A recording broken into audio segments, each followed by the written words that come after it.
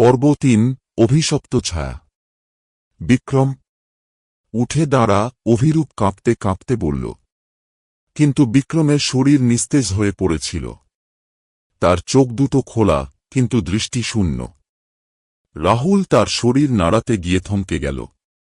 বিক্রমের ত্বকে কোথা থেকে যেন নখের গভীর দাগ দেখা যাচ্ছিল, যেন কেউ তাকে আঁচড়ে দিয়েছে। ওদের চোখের দিকে তাকিও না, সায়ন্তন হঠাৎ বলে উঠল। কিন্তু কেন?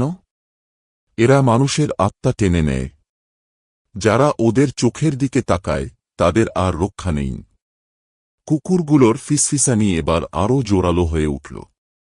গাছের পাতাগুলো দুলে উঠল, মাটিতে হাডবোর্ডের মতো কিছু একটা খটক করে বাজল।